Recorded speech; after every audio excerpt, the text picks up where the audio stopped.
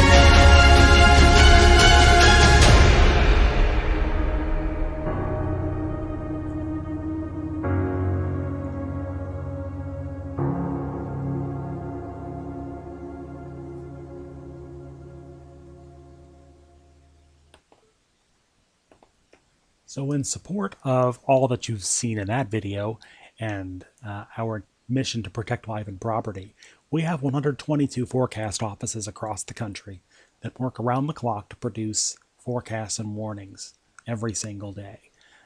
24 hours a day, 7 days a week, you'll always find at least 2 people on duty at all of our National Weather Service offices. Now, in terms of support, we have our national centers, including NCEP Central Operations, NWS headquarters up in Silver Spring, the Warning Prediction Center up in College Park, Maryland, also known as formerly the Hydrometeorological Prediction Center, now Weather Prediction Center, as well as the OPC, which is co-located.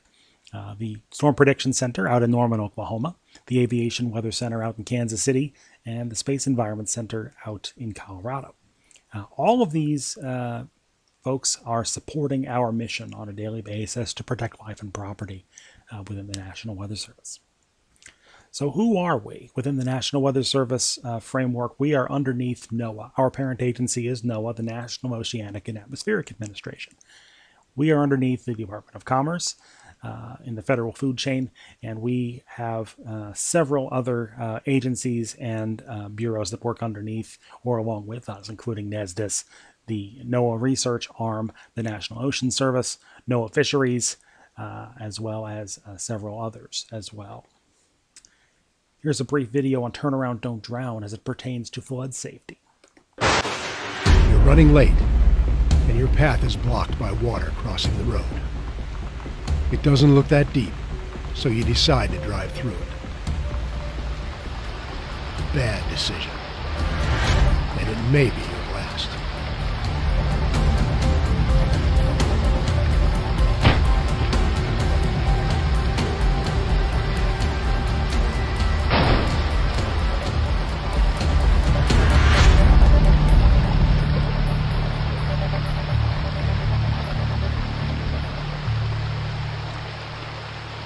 And these factors are very important to keep in mind with respect to not underestimating the power of water.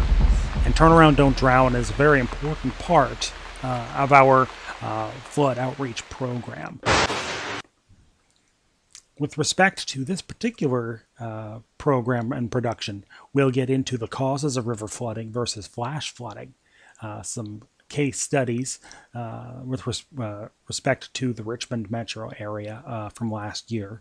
We'll get into briefly what goes through a forecaster's mind and getting into the forecast seat just a little bit, talk about our mindset when we get into these types of situations.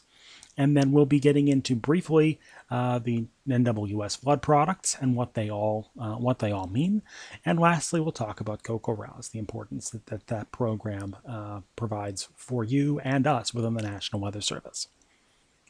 So briefly looking at river flood warnings versus flash flood warnings.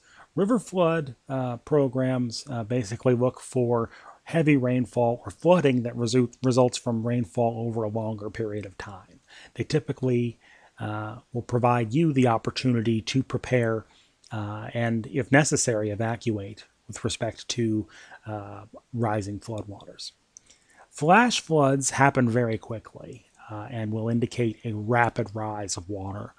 Generally, that's going to occur within a few minutes to 6 hours or less. You're not going to have the need for rain to be occurring over the direct area to get flash flooding. It can be downstream, for example, or down away from the direct area in which you live or are happen to be inhabiting. Today, we'll learn about floods. Floods are a natural event in which a dry area or a dry piece of land suddenly gets submerged underwater. It simply means too much water everywhere, even around our houses. Flooding is very dangerous. The overflowing water carries along objects like houses, bridges, furniture, trees, farms, animals, even people.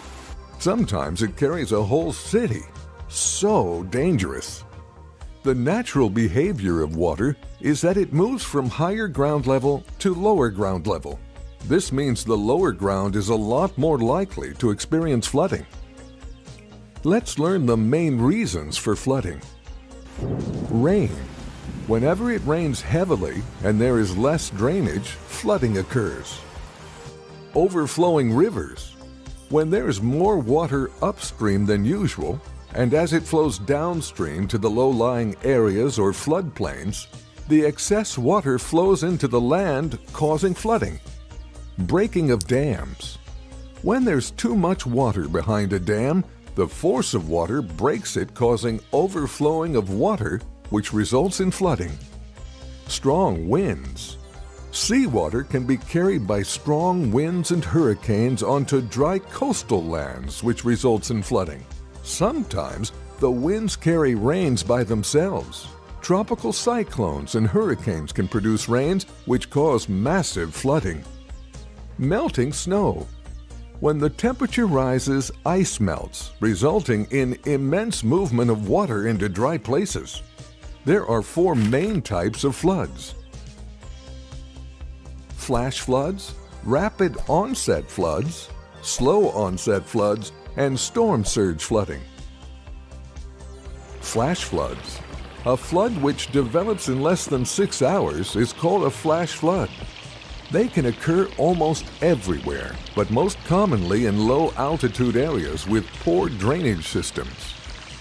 There's mostly no warning and no preparation, so the impact can be devastating. Rapid onset floods.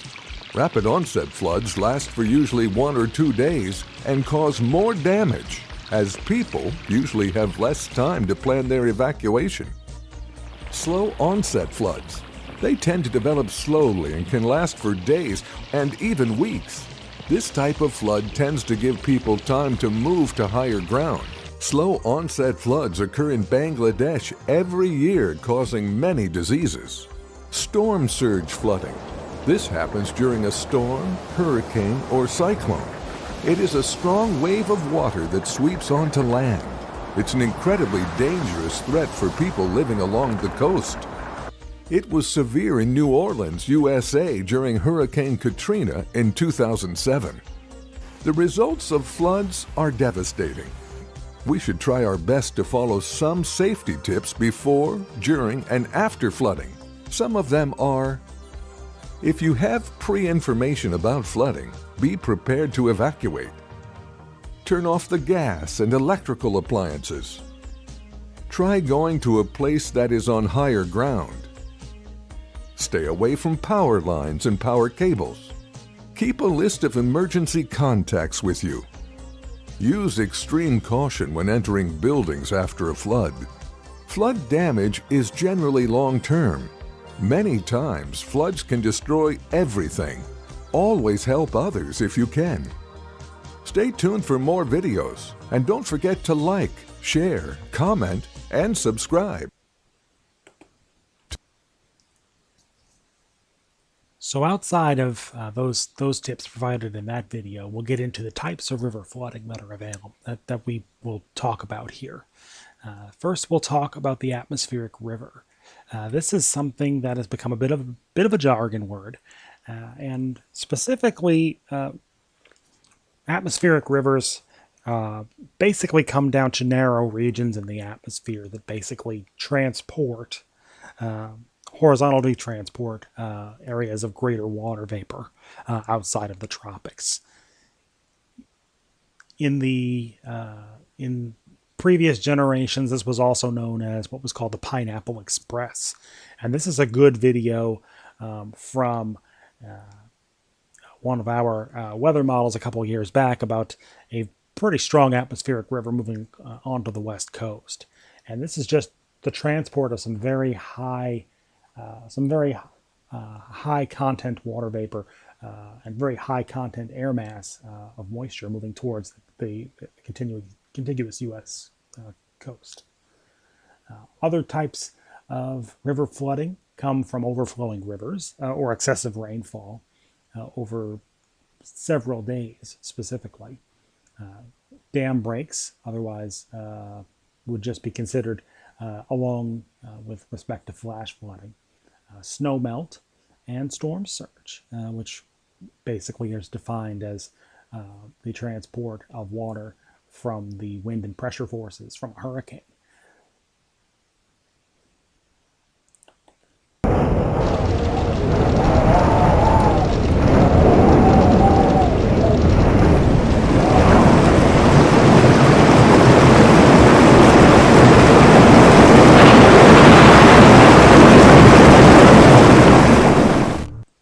And that might be a bit of an oversimplification with respect to that video, but really what you see in this video is getting into exactly how quickly that water can rise with respect to a flash flood, and just going from biking across a canal to several minutes later just having a very large amount of water going across it.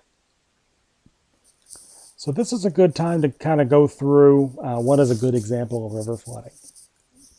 And out of these, the best example of river flooding is the atmospheric river. The atmospheric river is going to provide a prolonged period of heavy rainfall.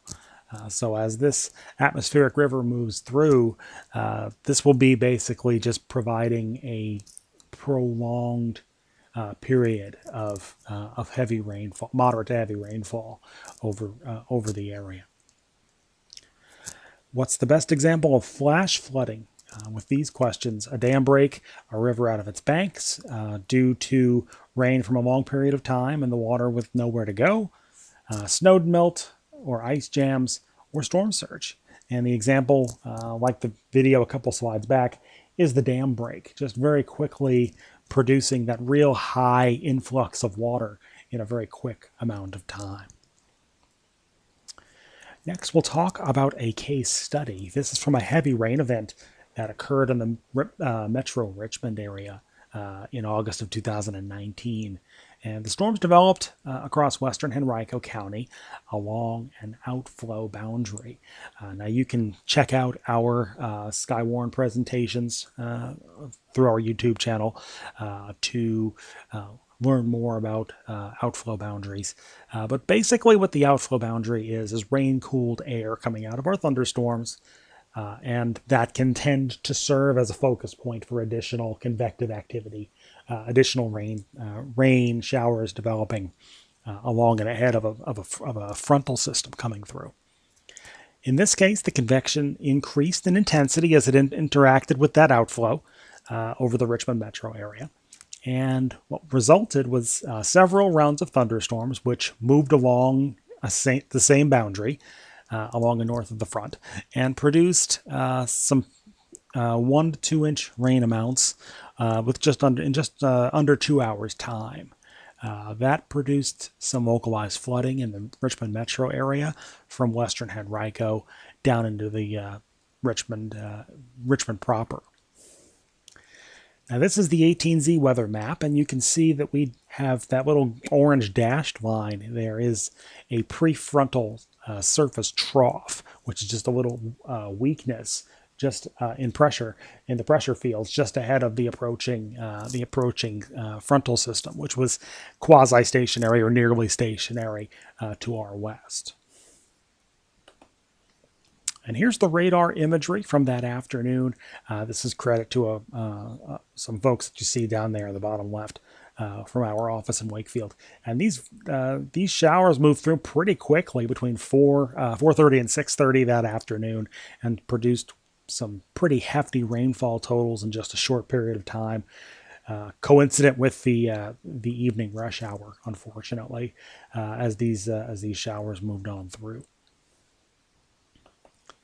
Now, what resulted? These are some pictures from around the University of Richmond area, the Museum District down near Monument Avenue in Richmond, and in Manchester, all from our local media partners. And these obviously produced some pretty hefty issues with respect to navigation across the area that afternoon. So looking at the rainfall totals in that circle area, just encompassing the northern and western parts of the city, up into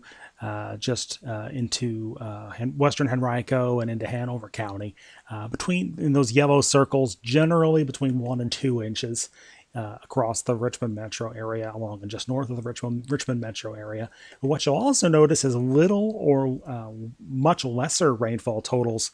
Those purple dots are under of 1/4 of an inch, I believe, in northern Chesterfield County back into Charles City and points south and west. And to the north, from Ashland along and north of that area up into Caroline County and points north, no rain was observed. So very, very quick ramp up with respect to the rainfall totals with these line of storms as they come through. And this is something that happens with our flash flooding in the summer months quite often, is that those rainfall totals will ramp up very quickly in a very short area, especially with respect to those training storms. Training means that those heavier showers go over the same area several times with respect to basically being funneled over the same area because of the proximity to the local boundary, or in this case, surface trough that was just in place over the area.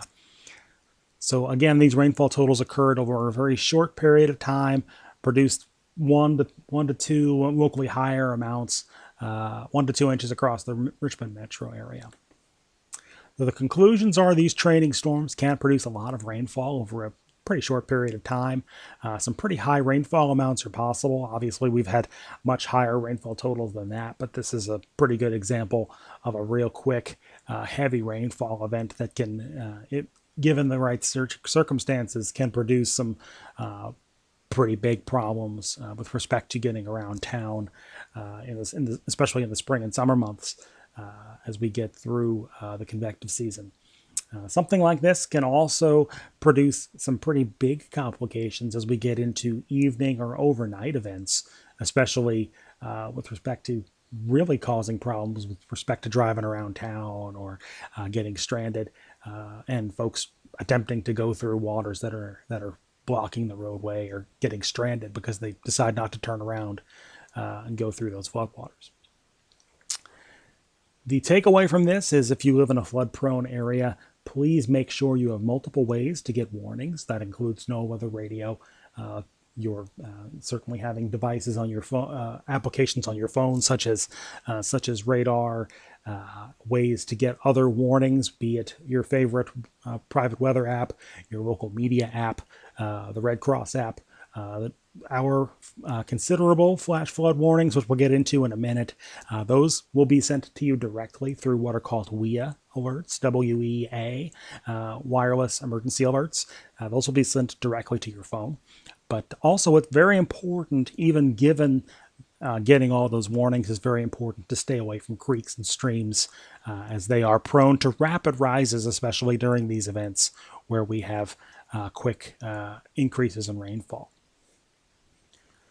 So, going through the forecast process with respect to a meteorologist, what kind of goes through the forecaster's mind as you get into flash flood warning operations? Well, number one, you're going to want to be familiar with your environment. And by that, I mean getting the lay of the land synoptically, knowing where the fronts are, knowing where the best moisture is coming from and where it's going, and where the best areas for heavy rainfall, where the ingredients for that heavy rainfall are coming together the best. With that in mind, you then want to get into what the antecedent soil conditions look like. Has it been raining a lot recently?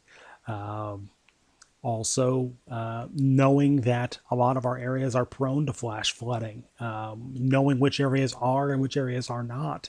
Those urban areas will tend to be a little bit more flashy and will tend to flood a little bit easier. So having that knowledge and having that taken into account to be able to issue for our urban centers and those areas that are flood prone especially. Also, knowledge of topography is a very important issue. With respect to our local area, knowing the areas that are particularly low, that tend to flood pretty regularly, as well as out in the west and our Eastern Virginia Piedmont counties, knowing that we do have a little bit of elevation out there and knowing where that water tends to run in those cases. Next, you want to get into your optimal precipitation source, which is basically getting into your mode for severe weather or flash flooding in this case, with respect to how you expect that flooding to unfold. Are you expecting those storms to move through quickly? Are you expecting them to train or potentially backbuild or potentially just kind of linger over the same area for a long period of time? If that's the case, that adds a little extra area where you're basically on edge and ready to issue flood products for those areas in tune and ready for that to occur. Next, you want to get into analyzing rainfall as it occurs, especially looking at FFmpeg, which is our internal flood software that we use within the office, as well as interrogating radar and storm total rainfall as it evolves. And Oklahoma University has a program called FLASH, which we internalized and we interrogate on a regular basis during times of heavy rainfall. And FLASH is a very good application to get into with respect to really looking at where that rainfall is running off, where it's going, and the areas that are most vulnerable to ongoing flooding in situations as the rain is falling. And lastly, we get into issuing flash flood warnings as needed, as the proper criteria emerges, and then routinely be able to get back and start step one and reassess on a regular basis. We're regularly just going back and looking through this paradigm and just kind of trying to keep on our toes and just knowing, the steps that need to be taken and the areas that need to be taken care of, and kind of triaging in real time, if you will. So with respect to familiarizing the environment, you're going to want to look at your forecast soundings. Even weather model sites will provide you the ability to go in and look at forecast model soundings now, but BuffKit is the gold standard with respect to looking at soundings in real time. But you'll be able to look at the particulars in most cases. Well, I wouldn't say in most cases. In a lot of cases, you're not going to need a lot of CAPE to get into these types of heavy rainfall type situations, but you are going to need a very moist vertical profile with low to mid level relative humidity values greater than 70%. So you're going to need that.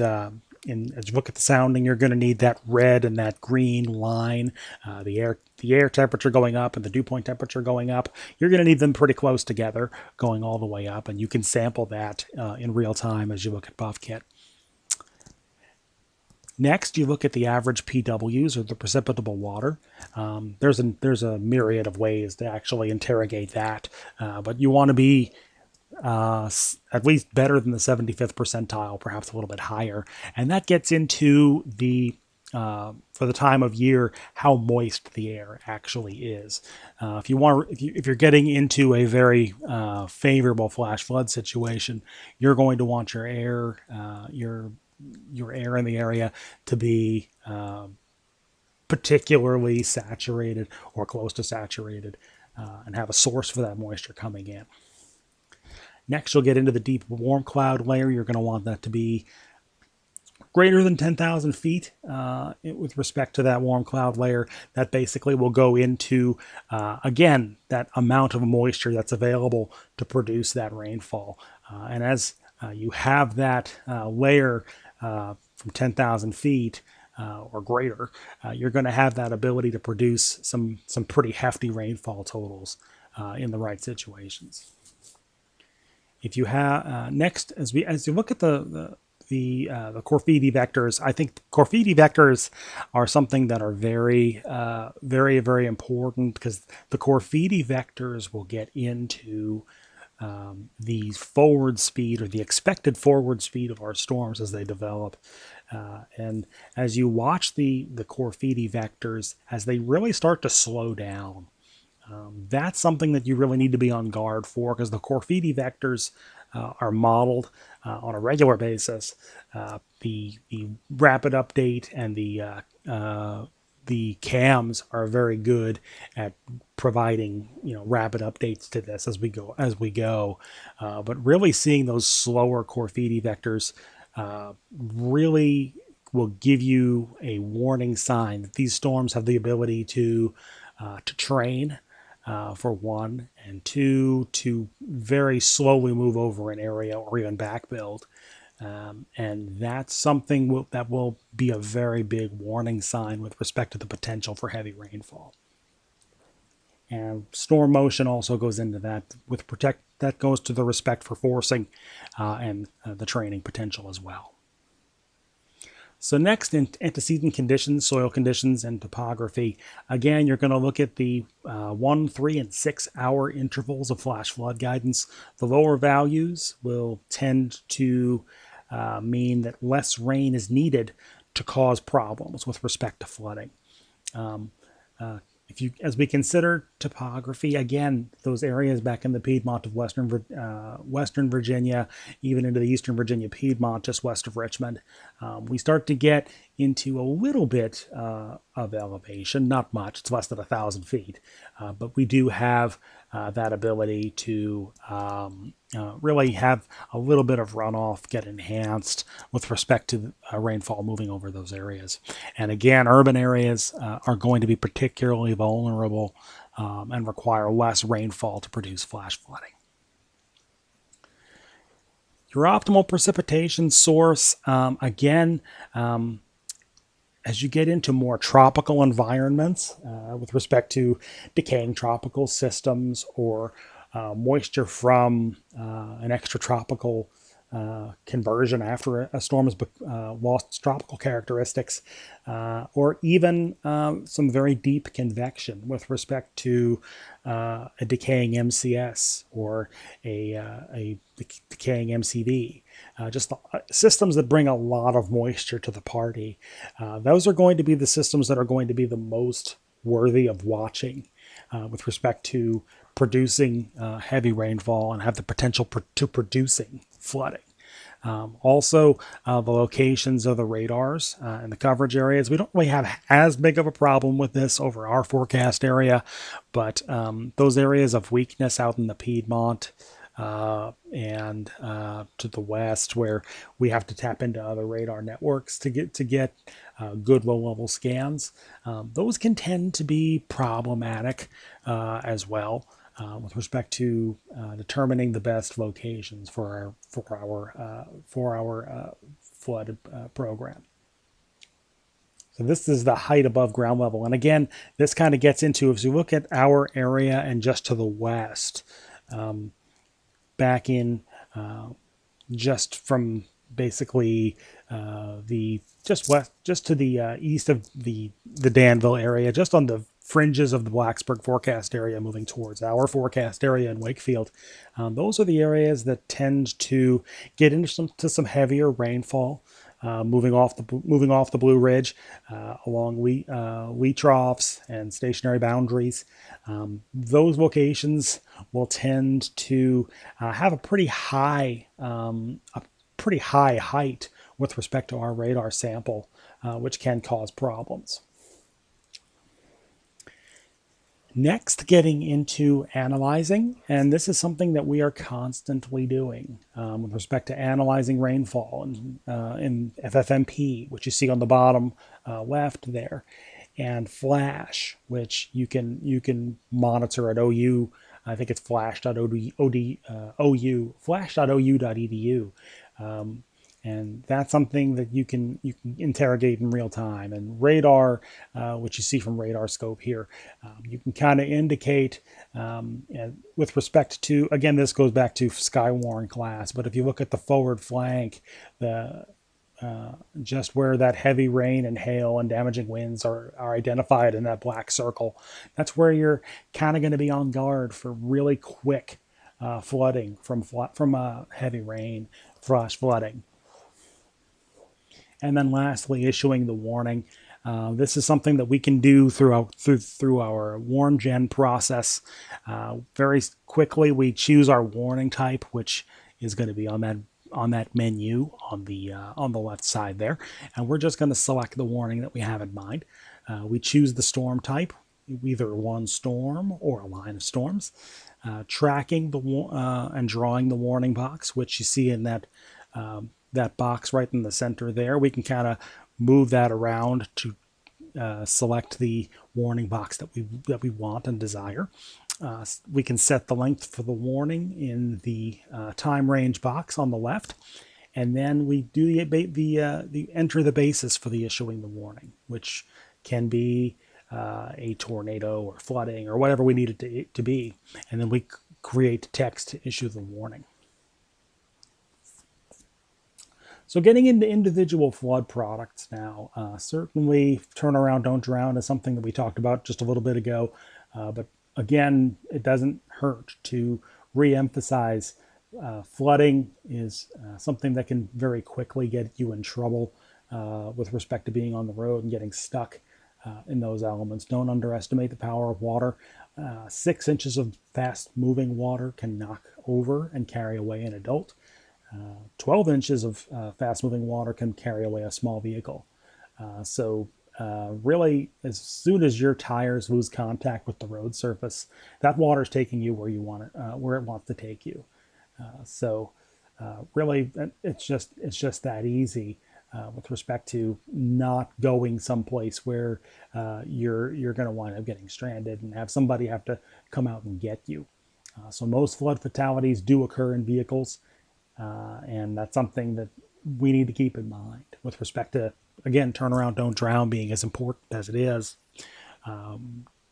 Bear in mind that, you can get to where you need to get to at a later time. Delay your travel, find another way to get to where you need to be.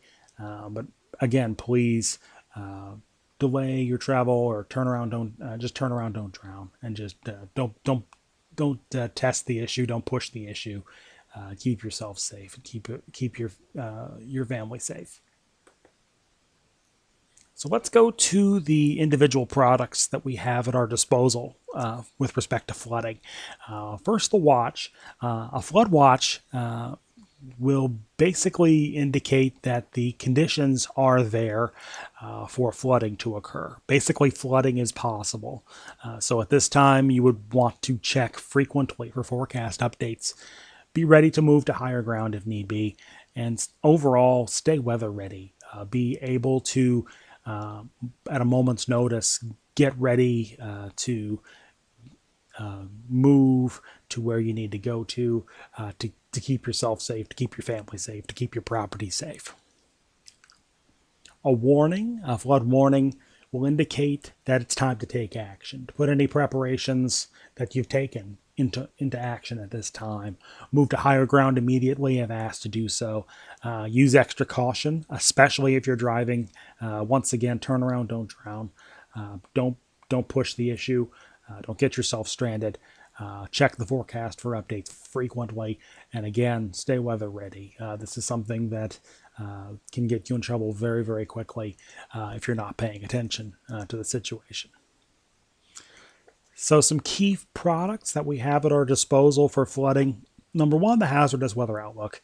The Hazardous Weather Outlook is a product that we in the National Weather Service use to discuss the weather issues that are coming up in the near future. We do not get technical with the Hazardous Weather Outlook. This will be a very short layman's terms type product that will very quickly explain what we're worried about, what we're concerned about from a forecast perspective, and what time we're concerned about it, the timing, the area, individual call to actions that we might have at that time. And it's going to be something that we very, very briefly explain our concerns. It's not something that's going to have a very long format to it. It's going to be pretty short and sweet. Next, we have our flood potential outlooks. We'll talk about that in just a second. And then the flash flood watches and warnings. Again, the dam breaks will be handled as a flash flood warning. So that goes into that. And then the flood statements and advisories, which are at our disposal, as well as the urban and small stream advisory. So here's the HWO, an example of that. These scattered thunderstorms are expected across the outlook area after 4 p.m. Into the evening. Some storms may produce strong winds, frequent lightning, and locally heavy rainfall. This is something that, again, short and sweet. We talk about the area that we're concerned about. You can see the breakout at the very top with the counties that are impacted, as well as the time. And at the bottom there, weather spotters are encouraged to report significant weather. That gets into reporting for Skywarn purposes. Again, I would encourage you to take Skywarn if you haven't already done so. But this is something where, be ready for flooding to occur. Get ready for strong storms to occur later on that day. And it's just kind of a heads up type of product. Next is the hydrologic outlook, and this is more of a long-term type product. You see that we have here the river flood potential is below normal to near normal through early April. And as you recall, early April, there wasn't a whole lot of flood potential during those periods. We'll kind of break out the potential for current flooding, the recent precipitation, any snow conditions, river ice melt that might come into play, as well as getting into groundwater levels and the reservoirs, and finally getting into the potential for future precipitation opportunities. The flash flood watch, this is something that we would issue in the event of a period of expected heavy rainfall, be it over a short period of time or over a longer period of time. And we will kind of break out these for the areas that need to be broken out for. It could be for an entire area, entire forecast area. It could be for portions of a forecast area. And it will kind of delineate the amount of rain that's expected, the period in which it's expected, and any precautionary or preparedness actions that you need to undertake to keep yourself safe and your family safe. Next, we have a river flood warning. This is called the FLW. This is something that would be issued through, again, no weather radio would carry that. This would be issued through our system for any river flooding that is expected. In this case, the Meharon River at Lawrenceville, Virginia, for a particular period. In this case, it'd be a Friday morning to a Sunday morning, and just kind of getting into the amount of flooding that is expected and any impacts that would be expected with that flooding. We'll get into, not in this case, but sometimes we'll get into what that river level would entail, such as a certain building being impacted by water or a certain roadway being impacted by water. And again, this is for river point flooding. It'd be at a set point within the county, and we'll get into river levels and how we're expecting them to behave. That river flood warning, as it continues, typically it'll be in effect for at least a day or two, if not a little bit longer. So we will be issuing river flood warning follow-ups, which are known as FLSs. And those FLSs will get into continued flooding, in this case, the Allen Creek in Mecklenburg County. We'll talk about, again, flooding on a particular roadway and how that roadway would be impacted. And then breakouts of precautionary preparedness actions, if any. The flash flood warning would look something like this. Typically, again, this is going to be for very, very quick flooding with respect to heavy rainfall occurring over a short period of time. In this case, flooding from torrential rainfall from thunderstorms, 2 inches of rain occurring over the past couple of hours with an additional 1 to 2 inches possible. And then we'll break down the areas that are impacted and any precautionary preparedness actions that might be needed to be undertaken. And again, there are follow-ups for that as well with respect to the ongoing threat for flash flooding across the area and areas that are impacted. And finally, the flood advisory. This is going to be a non-river point flood advisory. So this is going to be what we would call an aerial flood advisory, which would be just for heavy rain that's occurring over a longer period of time. So maybe we've had a longer period of heavy rainfall that's just producing rising water levels in an area. So this would be up to 2 inches of rain have occurred with an additional rain, inch or two of rain possible that evening. So that's going to be not really a flash flood threat. It's not a moving water issue. It's more of a rising water issue, where it's just water, standing water and water levels starting to increase. So you might have some roads start to have some ponding of water on it. You might have some issues with respect to navigation and low roads that won't become water covered and dangerous. So this is not as big of a threat as a flash flood type situation, but is nonetheless dangerous in certain instances. And again, there is follow-ups to that with respect to ongoing flooding that is occurring. We'll kind of update that just to kind of let you know that we are watching the situation and watching rainfall continuing to accumulate across the area, and we'll provide updates on a regular basis. Urban and small stream, again, we'll pay a special amount of attention in these cases to areas that are particularly flood prone, and urban areas are notorious for flooding very, very quickly because of that high concentration of pavement and concrete, and just really quickly producing runoff within the urban environment. And that will tend to cause issues with respect to flooding and rising water levels in the city areas. And yes, absolutely, this provides a lot to deal with, both internally for us and for our customers. So what's called the HazSimp project is out there. And last year there was a proposed simplification and consolidation of our flood products that's out there.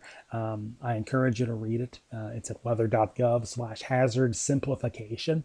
And we are going to be endeavoring to consolidate these warnings and advisories down the road.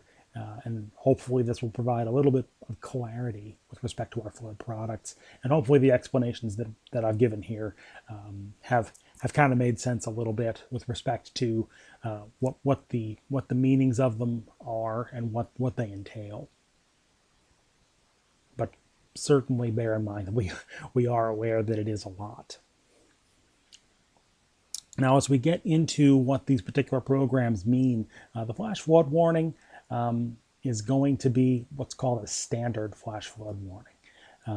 We're going to include a no flash flood damage threat tag on the bottom, which would get into radar indicated flash flooding. So that's basically the radar indicating that flash flooding is likely. And in the IBW format or the impact-based warning format, we're basically going to get into the particular hazard in the red there, flash flooding caused by heavy rainfall, the source, which is radar estimated rainfall, and the impacts. Flash flooding of small creeks and streams are expected, as well as highway and underpasses. So we're going to be a little bit more specific, a little more explicit with respect to the threat that is being relayed. This is not going to be in a WIA going forward. This is not going to be something that's going to be alerted on your cell phones. Now, the considerable flash flood, this is going to continue to be what you're going to get a heads up on your cell phone as being as a threat. This is going to be what's called a considerable flash flood, which is causing a life-threatening situation with respect to flooding. Now, the current product is on the left there. That's what we would be issuing on a normal basis. It's kind of what we showed you earlier in the impact-based warning format that you see on the right. We have the flash flooding caused by heavy rain. The source is coming from an emergency management source, an emergency manager, or someone in the emergency manager's office. And the impact is life-threatening flash flooding of creeks, streams, urban areas, highways, streets, and underpasses are expected. The flash flood in this case, because it's coming from an emergency management member, that's observed. And the flash flood damage threat is considerable because it is producing a life-threatening flash flood situation. So this is going to be alerted on your cell phone if you are within the area of coverage. And those WIA alerts are going to be not for your hometown. So it's only going to be sent to the area of coverage. It's going to be cell tower delivered. So basically the areas that are impacted, the folks that are within the area that's impacted will be getting a cell phone alert. And that's going to be sent again with respect to the considerable tag for our flash flood warning. And the catastrophic, this would be something similar to what you saw down in Houston, as you see with this product here from the flooding from Harvey. On a smaller scale, the flooding from Ellicott City, Maryland, from the Baltimore area a couple of years back. That brand of flooding, that kind of flooding, is going to be what we would call a catastrophic type situation. This is a flash flood emergency for life-threatening flooding. And this is something that was relayed by emergency management, and the impact is going to be widespread. Life-threatening flooding will continue and perhaps worsen in some locations. And then historic flooding is expected to continue. In this case, it's the Houston metropolitan area for the foreseeable future. This is something that was used by our office down in Houston during this same situation a couple of years back. And this is obviously something that would be a WEA alert, a WEA alert for your cell phone, and this would be something from a user perspective that'd be sent to you in every manner we can get it to you. And here is the update for the flash flood statement for a flash flood emergency. This goes back again to Ellicott City area, getting into the flash flood emergency and a particularly dangerous situation, which is something that we use for situations that are very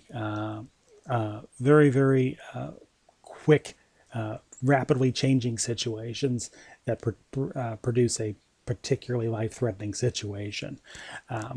So again, this is an emergency management relay warning with multiple water rescues occurring in the area.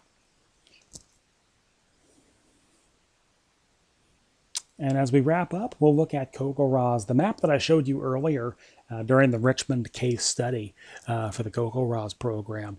That was delivered from CoCoRaHS. And CoCoRaHS is a grassroots movement. CoCoRaHS.org is their web address. And if you look at the area from the Richmond metro area, there's a lot of area in between the Ashland area and Richmond and Petersburg and Wakefield. Those are the South Central Virginia stations with which we get automatic observations on the regular basis. There's a lot of area in between those areas. There's a lot of people and places in between all of those stations. And to fill in the gaps in that data network, we use CoCoRaHS. CoCoRaHS is a citizens level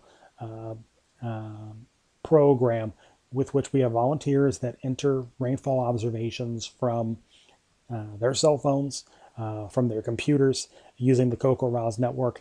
You record the same time every day when you have rainfall. Just got to enter your rainfall from your rain gauge, and they'll host it for you online. You can go back and look at it in real time. Most importantly, we can see it. Our friends in the media can see it. It's completely anonymous. It's not going to say your address or your phone number or anything like that. It's just going to be your location and proximity to big towns like 5 miles west of Richmond or 4 miles south of Chester or anything like that. And it's very, very easy to record on a daily basis. Again, they have cell phone applications and they have a web portal that you can use. So it's a really good program for entering rainfall. If you are interested, it is CoCoRaHS.org. I would really encourage you to use that if you're interested in reporting rainfall.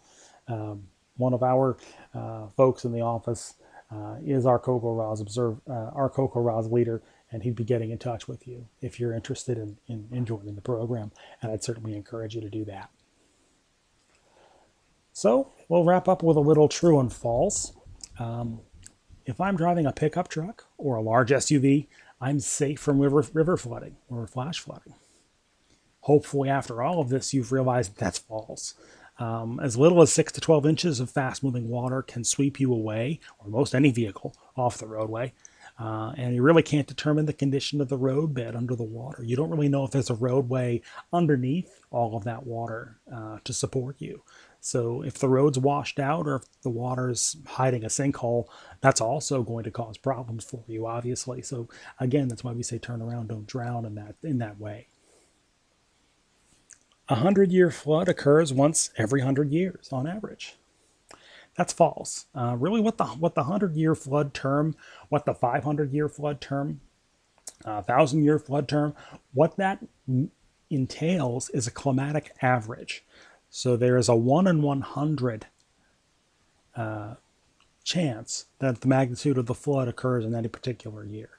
And that's going to be magnified for 500%. So it's going to be even smaller chance of a 500-year flood event, and so on and so forth.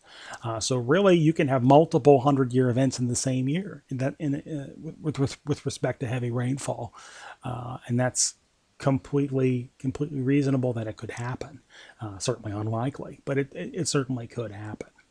And really, all it comes down to the climatic average with respect to the perspective for an event. So that 500-year flood event would be a 0.2% chance in any year. Obviously, that'd be a 1 in 500% or 0.2 chance of flood occurring in that year. And then looking at some frequently asked questions to wrap up.